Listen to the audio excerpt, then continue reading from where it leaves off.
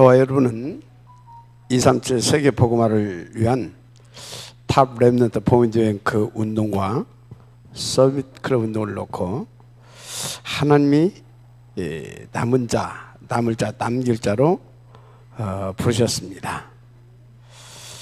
자, 그렇다면 복음을 우리는 더 깊고 멋지고 그리고 힘있게 누릴 수 있게 되어야 될 줄 믿습니다. 어느 정도냐? 이 질병시대와 복음, 이 흑암 문화 시대를 살리고 남을 만큼 누려야 될 겁니다. 그래서 참복이신 그리스도로 우리가 성삼위 하나님을 누릴 수 있어야 되는 거예요. 그런데 여러분, 하나님은 참 많습니다. 무슬림이 믿는 하나님, 여호와의 증인이 믿는 하나님, 또 천주교가 믿는 하나님, 그리고 전보고 굿하고 또 이렇게 사찰에서 스님들이 믿는 그런 하나님도 있습니다. 그런데 여러분, 어떤 하나님을 믿습니까? 우리가 믿는 하나님은 저들이 믿는 그런 수준 낮은 종교의 하나님이 아닙니다. 우리가 믿는 하나님은 우리의 구원을 놓고 성삼위일체를 이루고 계신 유일하신 하나님입니다. 첫째, 그 하나님은 우리의 구원을 계획하시고 그리스도를 보내셔서 우리를 구원하신 성부 하나님입니다.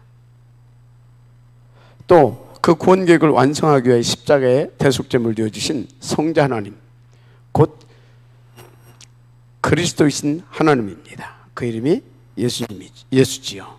마지막으로 요한복음 14장 16절, 또 다른 보혜사이신 성령 하나님을 믿는 겁니다.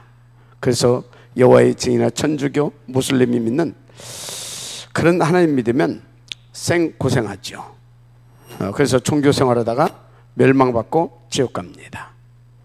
또 사찰이나 무속 점술인 그런 사람들이 믿는 하나님을 믿으면 귀신에게 잡히죠. 그래서 영적으로 정신적으로 심각하게 시달리다가 폐가 망신하고 결국 지옥 갑니다. 그런데 그리스도로 우리를 구원하시라 삼위일체를 이루신 하나님을 믿는 사람은 다른 수준의 삶을 누리게 됩니다. 영원한 천국을 누리죠. 또 다른 사람도 살리는 영적 서밋 인생을 누리게 됩니다. 그리고 또 천국 가는 복도 누리게 됩니다. 그러면 하나님을 믿는 믿음 중 믿음이 무엇이냐? 그의 말씀대로 예수를 그리스도로 믿는 믿음입니다. 자, 예수가 그리스도라는 것을 믿지 않고 하나님을 믿으면 미안합니다. 구원 못 받습니다. 참 하나님을 만날 수 없기 때문입니다. 그러니까 귀신에 쏟고 당하고 잡혀서 세상과 귀신의 종노릇하게 되는 겁니다. 결국 시달리다가 죽으면 또 지옥 가게 되죠. 그런데 요한복음 19장 30절, 그리스도께서 십자가 위에서 다 이뤘다라고 하셨습니다. 고린도전서 12장 3절엔 성령으로 말미암지 않고는 아무도 예수를 주시라 할 수 없느니라 그랬어요. 또 사도행전 13장 48절에서는 구원주시로 작정된 자가 있다라고 했습니다. 누구나 구원받는 것 같은데 아무나 구원받는 게 아닙니다. 그래서 이것을 신학적 용어로 제한적 속죄, 무주권적 선택, 불강력적 은혜라고 합니다.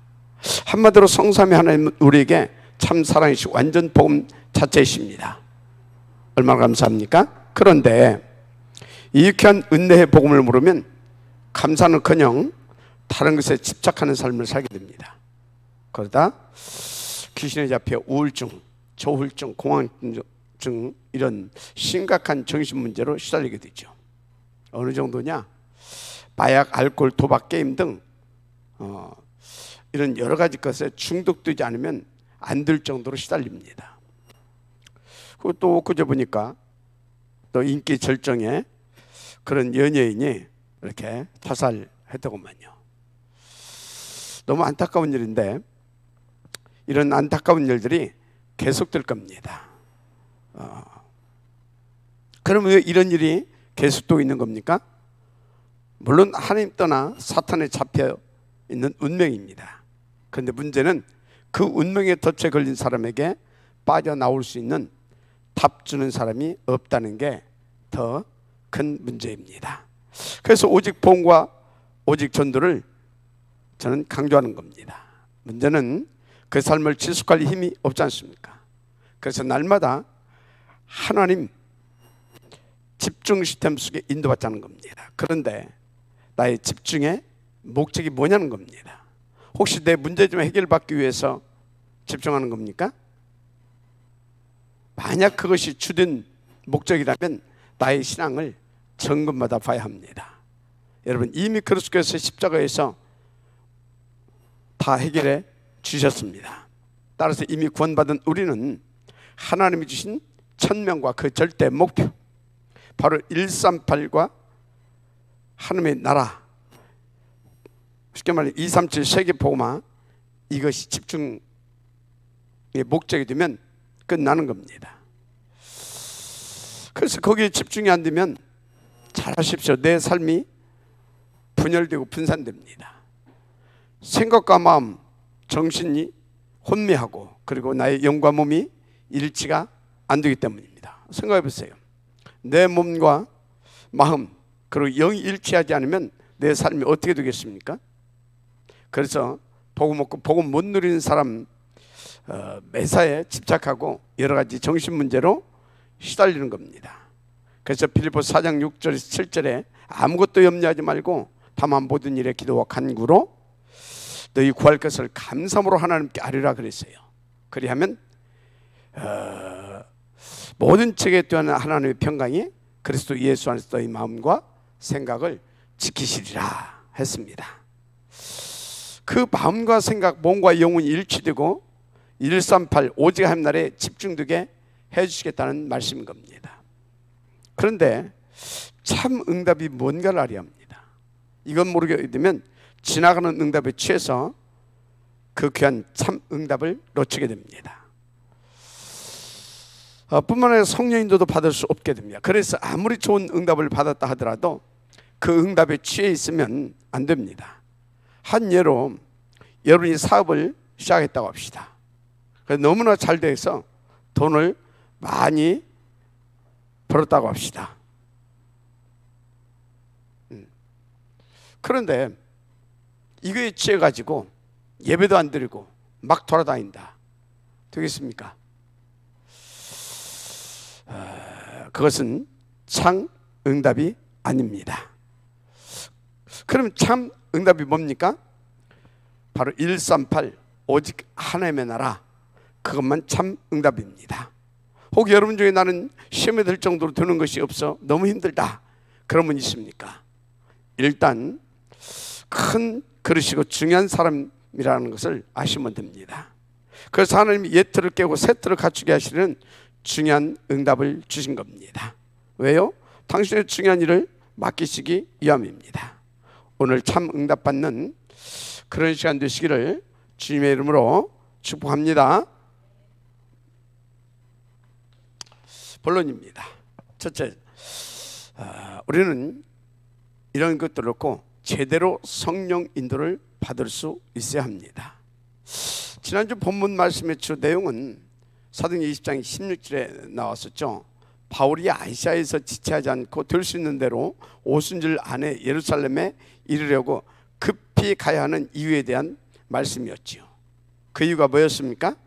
237 세계 복음화를 위해 하나님의 남길 자들인 TCK들과 만나기 위함이라 했습니다. 근데 오늘 본문은 바울이 그 일을 위해서 예루살렘에 급하게 가는 중에 일어난 일들을 기록한 겁니다. 근데요, 정말로 이상한 일이 벌어졌어요.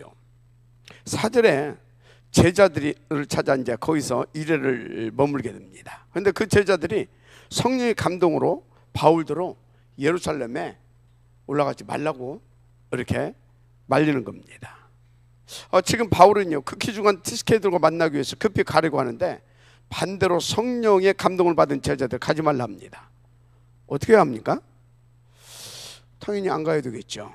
그래서 바울도 많이 갈등할 것 같습니다. 5절에 나와 있죠. 거기 보면 여러 날을 지난 후에 떠나온 것을 기록하고 있습니다. 그런데 거기 떠나와서 또 왔는데 11절 12절에 또 그런 일이 벌어진 겁니다. 두 구절 한번 같이 볼까요? 자, 우리에게 와서 바울의 띠를 가져다가 자기 수족을 잡아매고 말하기를 성령이 말씀하시되 예루살렘에서 유대인들이 이같이 이 띠 임자를 결박하여 이방인의 손에 넘겨주리라 하거늘 우리가 그 말을 듣고 그곳 사람들과 더불어 바울에게 예루살렘으로 올라가지 말라 권하니. 이렇게 또 그런 일이 벌어졌어요. 어떻게 해야 돼요? 지금 여기서도 모든 제자들이 가지 말라고 난리가 났습니다.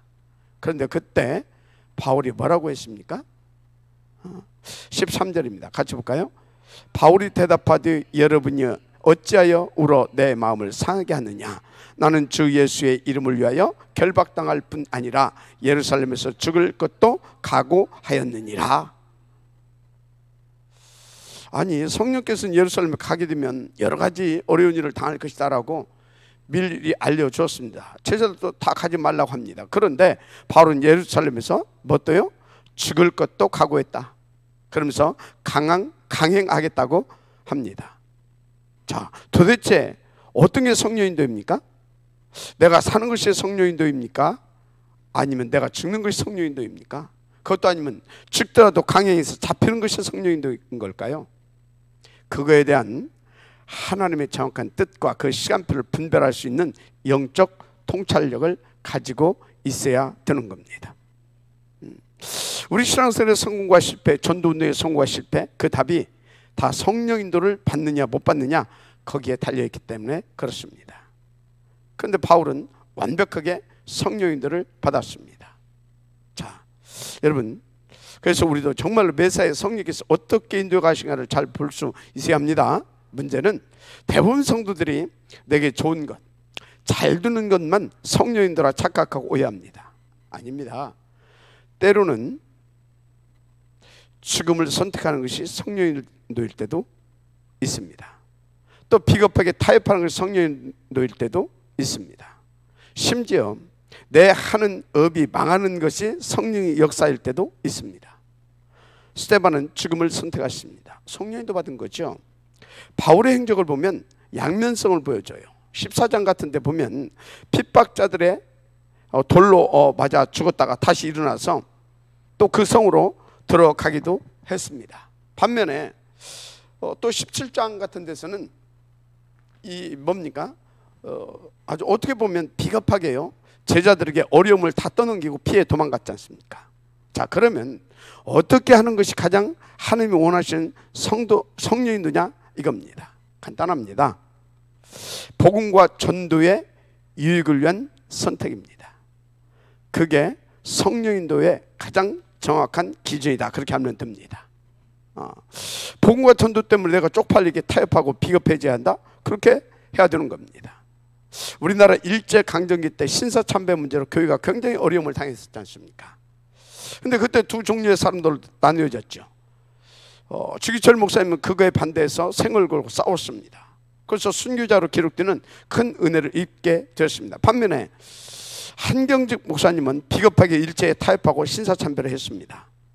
그래서 그분 회고록에 이렇게 보면 당신은 그 신사참배했던 것 때문에 그 영적인 부담감을 가지고 일평생 오직 복음에 뭡니까?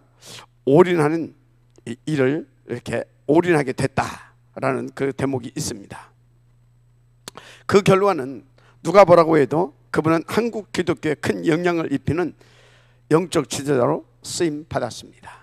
자, 다시 묻겠습니다. 뭐가 가장 성령인도입니까? 다른 이론이 있을 수가 없습니다. 시대의 복음운동의 전체를 놓고 뭐가 복음과 전도운동의 유익인가, 그것만 찾아 인도받으면 됩니다.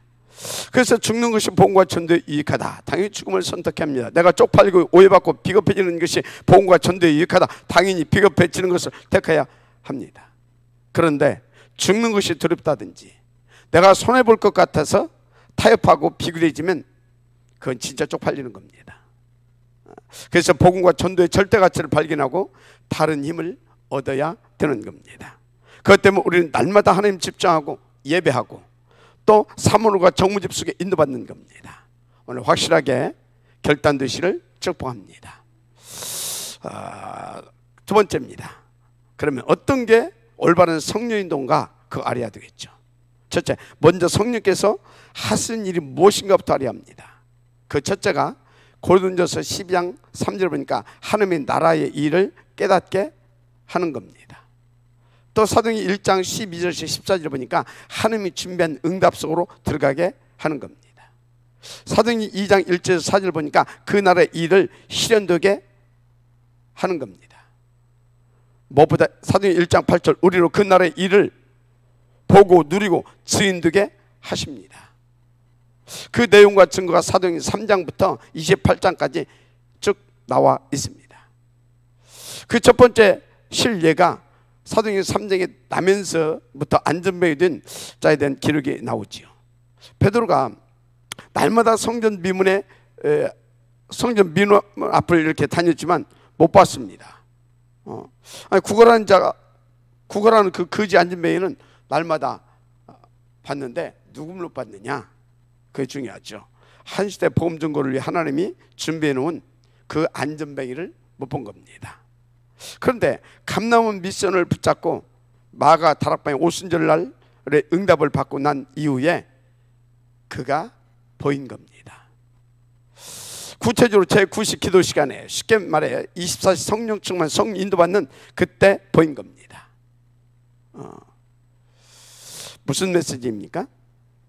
여러분이 준비만 되어지면 다 보이고 되어지게 돼 있다 그겁니다. 마지막에 아멘 하시기 바랍니다. 생각해보세요. 지금 베드로가 무슨 뭐 안전뱅이 막 찾아 이렇게 다녔습니까?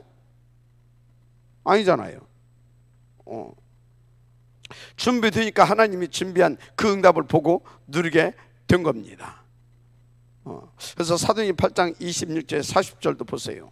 어떻게 빌립이 그런 만남을 가질 수 있었겠습니까? 상대는 에디오피아 여왕의 국고 맡은 실력자입니다. 그런 사람과 빌립과의 만남, 이것은 하나님이 준비하신 하나의 사건으로 성령께서 보고 누리게 하신 겁니다. 그죠? 또 사도행전 9장 15절을 보면 다메섹의 아나니아와 바울과의 만남이지요. 이것 또한 정확하게 하나님의 준비하신 것입니다. 당시 바울은 누구였어요? 예수 믿는 사람 잡아 죽이는데 앞장선 사람이었습니다. 아나니아는 다메섹을 책임지고 있는 중직자였고 그 현장 사령관으로 당시 사울과 적대 관계죠. 그런데 하나님은 그 핍박자 바울을 전도자요 시대살 영적 지도자로 미리 선택해 놓으셨던 겁니다. 그래 놓고 주의 성령께서 그 시간표에 따라 바울을 아나니아가 있는 다메섹으로 이끌어 가신 겁니다. 그렇게 해서 둘이 만남의 축복을 받고 누리게 하신 겁니다. 자, 성령 인도가 뭡니까? 하나님의 나라의 일을 보고 누리고 되게 하고 그 증인되게 하는 일입니다. 아멘. 자, 그래서 제대로 성령 인도를 받으려면 첫째, 부활의 신학적 배경이 각인되어 있어야 합니다. 무슨 말이냐면 로마서 1장 1절 4절에 예수님은 성경이 약속하신 대로 죽고 부활했습니다.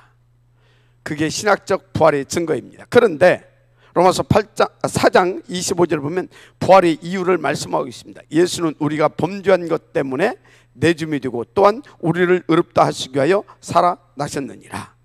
자, 그런데 인간이 누구에게 범죄했습니까? 하나님께. 그럼 누구에게 우리를 의롭다 변호해 주시는 겁니까? 하나님께. 맞죠? 그렇습니다. 이렇게 부활의 신학적 배경이 각인되어 있어야 합니다. 두 번째는 부활의 신앙적 배경으로 뿌리를 내려야 합니다. 무슨 말이냐면 마태복음 28장 16절 20절 부활하신 예수께서 하늘과 땅의 모든 권세를 가지고 가라고 했어요. 그래서 볼지어다 세상 끝날까지 내가 너희와 항상 함께 있으리라 했습니다. 마가복음 16장 15절 20절 보호자의 권세로 사도행전 1장 8절 성령 충만과 권능으로 그 증인되어지도록 땅끝까지 함께 주시겠다고 했습니다. 이게 우리의 신앙으로 뿌리 내려져야 합니다. 그런데 여러분, 함께 한다는 말이 무슨 의미입니까?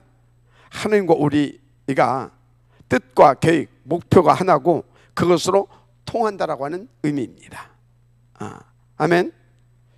그렇게 신앙의 뿌리가 내려지면 끝납니다. 그래서 우린 코람데오 신앙으로 체질화되는 게 중요합니다. 그런데 고람되오라는 말이 무슨 말인지 아십니까? 하나님 앞에서라고 하는 라틴어입니다. 문제는 이 말을 여러분들이 율법적으로 이해하고 해석하게 되면 딱 종교인으로 전락됩니다. 그래서 복음 절대 못 누립니다.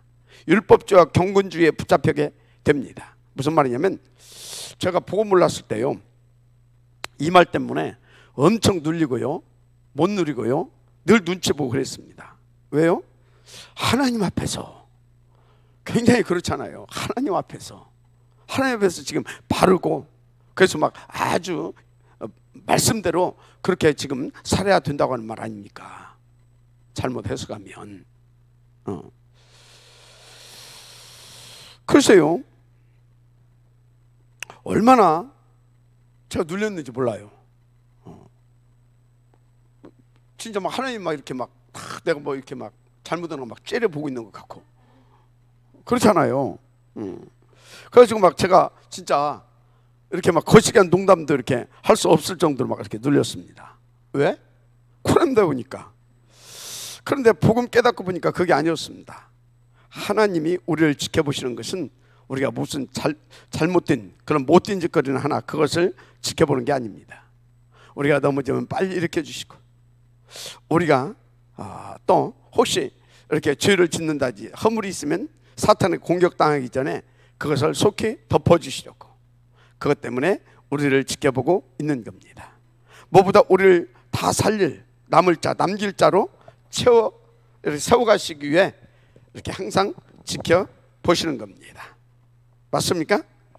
그래서 창세기 17장 1절에 보니까 여호와 하나님께서 아브라함에게 나타나셔서 나는 전능한 하나님이라, 너는 내 앞에서 행하여 온전하라 했습니다. 아니, 우리가 감히 하나님 앞에 어떻게 온전하게 설 수 있습니까? 그런데 여러분, 쉽습니다.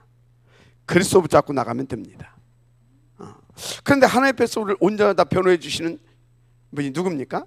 바로 부활하신 주님이 우리와 항상 함께 하셔서 변호해 주십니다. 그래서 이 부활의 신앙적 배경으로 각인되어 있어야 한다, 그 말입니다. 예수는 우리의 범죄한 것 때문에 내어줌이 되고 우리를 의롭다 하기 위하여 다시 살아나셨다 했습니다. 아멘. 그런데 누구 앞에 의롭다 하기 위하여입니까? 다시 말합니다. 하나님 앞에. 그래서 저와 여러분은 그 참 살아계신 하나님 앞에서 자녀의 축복과 권세, 그 복음을 마음껏 누릴 수 있는 신분인 겁니다. 그 신앙이 고람되오 신앙입니다. 날마다 하나님을 최고로 누릴 수 있는 이 고람되오 신앙이 체질화되어지기를 축복합니다. 자, 크게 세 번째입니다. 그래서 오직 성령 충만과 성령 인도 받아야 할 이유를 가지고 있어야 합니다. 아멘. 자, 첫째, 오직 성령이 너희 임하시면 너희가 권능을 받고 예루살렘과 온 유대와 사마리아 땅까지로 내 증인이 되리라 하시니라 했어요. 근데 이게 언제 주신 말씀이죠? 사도행전 1장 6절에 보면 제자들이 감람에서 내려와 가지고 이제 한다는 소리가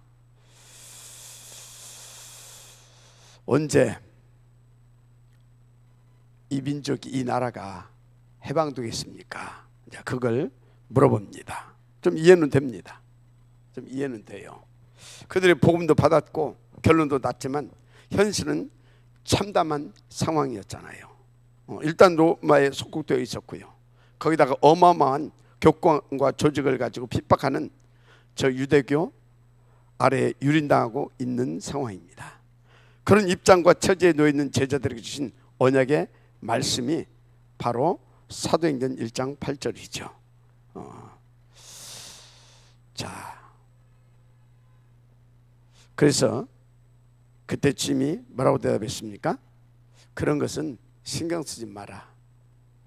너희는 뭐라고요? 오직 성령 충만만 받으면 된다. 왜? 나머지는 다 내가 책임질 것이니까. 맞죠? 왜요?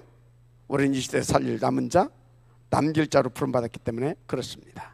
문제는 우리는 절대 불가능한 자라는 겁니다. 그런데 그 절대 무능이 오히려 오직 성령을 받을 수 있는 가장 좋은 조건입니다. 그래서 성령께서 우리를 움직이는 절대 능력 속으로 인도해 주시는 겁니다. 맞습니까? 그래서 나는 할 수 있다? 없다가 아닙니다. 오직 성령 충만, 내주 인도, 역사가 그 답입니다. 고린도서 12장 1절 10절을 보면 바울의 문제가 나오죠. 바울은 자기 그 문제를 놓고 3번이나 간절히 집중해서 정말 3층 천을 뚫을 만큼 하나님 앞에 간구했습니다. 그때 주께서 간단하게 답 주셨습니다. 12장 9절이죠. 네 은혜가 네게 족하도다. 이는 네 능력이 약한 데서 온전하여 짐이라 하신지라. 아멘. 여러분 다 개인적으로 혹시 무엇이 문제라고 생각하고 있습니까? 그것을 위해서 간절히 한번 기도해 보십시오. 그때 주님은 똑같은 답을 주실 것입니다. 뭐라고요? 그게 내가 네게 준 최고의 은혜다. 왜요? 너를 온전하게 세우기 위하여. 맞습니까? 그런데 그 귀한 은혜를 안 받을 것입니까? 그러면 미안합니다. 어린애 같은 낮은 수준으로 살아야 됩니다. 그래서 그걸 깨닫고 들었던 바울의 고백이 나옵니다. 12장 10절이죠. 그러므로 내가 그리스도를 위하여 약한 것들과 능욕과 궁핍과 핍박과 곤란을 뭐라고요? 기뻐하노니. 왜요? 이는 내가 약할 그때에 곧 강함이니라. 맞습니까? 무슨 말입니까? 쉽게 말해 내가 약할수록 오직 하나님을 바라보고, 그래서 하나님은 나에게 성령 충만을 주시게 되지 않습니까? 그런 겁니다. 그런데 오직 성령 충만 안 해도 나는 된다, 뭐 이렇게 적당히 해도 나는 되는 사람입니다. 그런 사람은 잘 아십시오. 절대 복음성, 전도성이 못 됩니다. 오늘 하나님의 음성을 받고 누리게 되시길 바랍니다. 중요한 것은 어떤 게 올바른 성령 인도냐는 겁니다. 내가 죽느냐 사느냐 흥하느냐 망하느냐 그것 따라서 가는 것이 성령 인도가 아닙니다. 오직 그리스도 하나님 나라 그 누림 속으로 인도하는 것이 성령 인도입니다. 구체적으로 하나님 나라의 일, 하나님이 준비한 그 응답들을 포기하고 그 응답 속에 서게 하는 것이 성령 인도입니다. 특히 예배성과 사문을 그리고 정무집 속으로 이끌어 주신 것이 성령 인도입니다. 그래서 우리는 성령 충만 받아야 하는 겁니다. 무엇보다 옛 틀을 깨고 새 틀을 짜게 만드는 138 속으로 날마다 이끌어 주시는 것이 성령 인도입니다. 정말로 탑 랩넌트 보임제 운동과 서밋클럽 운동 속으로 나를 사로잡아 가시는 것이 가장 성령 인도입니다. 그래서 우리는 성령 충만 받아야 된다니까요. 그런데 여러분 안에 그리스도이신 주님이 성령으로 항상 함께 내주 인도 역사하고 계시다는 겁니다. 감사하죠. 그 성령 인도 받아 최고로 하나님 나라 누리는 남을 자, 남길 자 응답 누리게 되시기를 주님의 이름으로 축복합니다. 결론입니다. 우리는 이미 모든 응답 다 받은 하나님의 자녀입니다. 그런데 참 응답을 누릴 수 있어야 합니다. 그러면 참 응답이 뭡니까? 138 오직 그리스도 하나님 나라 오직 성령 충만만 참 응답이다. 저는 그렇게 확신합니다. 그래서 내게 주신 모든 응답을 가지고 이 참 응답 속으로 들어가시면 끝납니다. 요셉은 형들의 구박과 위로움을 가지고 이 참 응답 속으로 들어갔습니다. 초대교는 유대교의 핍박과 로마의 대박해를 가지고 그 참된 응답 속으로 들어갔습니다. 어떻게 됐습니까? 말할 필요가 없습니다. 그러면 어떻게 그렇게 인도받아야 하냐고요?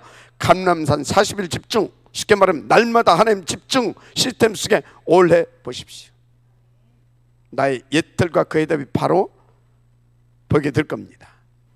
그게 보여야 합니다. 그게 보였기 때문에 사도와 제자들은 오로지 기도에 힘쓰니라. 아멘. 14절이죠. 완전 올인한 겁니다. 그게 오로지 기도입니다. 그러면 새 틀이 갖춰집니다. 쉽게 말해 올 아웃, 올 체인지 되는 겁니다.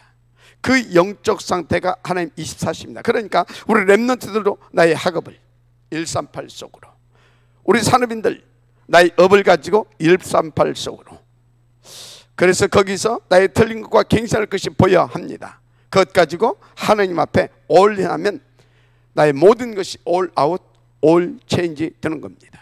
그 결과는 하나님 24시 그리고 25시가 나타나는 겁니다. 그래서 영원한 응답 속으로 들어가게 되는 겁니다. 그 누구도 빼앗아 가거나 경쟁하지 않아도 썸이 띄워주는 영원한 응답입니다. 아멘. 이 영원한 응답을 가지고 남길 자, 곧 탑 렘넌트 복음 인재를 세우는 겁니다. 정말로 그 응답 가지고 한 시대 복음 운동을 위한 237 서밋 센터 건립과 설화산 RUTC를 세우는 겁니다. 무엇보다 지역을 대표할 만한 교회당 응답을 누리는 겁니다. 그런데 이 응답의 지역이 오늘 여기 계신 저와 여러분인 것이 확실합니까? 무엇보다 여러분들 모두 복음 하나만으로 충만하고 행복한 복음 서밋들 되시길 그리스도 신 우리 구주 예수님의 이름으로 축복합니다. 미션입니다. 오늘은 내 개인적으로, 교회적으로, 그리고 현장을 놓고 내가 가장 우선해서 인도받아야 할 성령 인도가 무엇인가 찾아내시고 실현시키시길 바랍니다. 아멘. 하나님의 큰 역사를 본 한 주간 되어질 것입니다. 기도하겠습니다. 하나님 감사합니다. 오늘 주신 말씀으로 우리가 정말로 제대로 성령 인도 받아 하나님께서 그토록 원하시는 237 세계 복음화를 위한 준비한 응답들을 다 찾아내고 누리고 그 일에 증인되어 하나님 앞을 영화롭게 하는 그런 삶들이 되어지게 하옵소서. 믿사오고 축복하며 그리스도이신 예수님의 이름으로 기도드립니다. 아멘.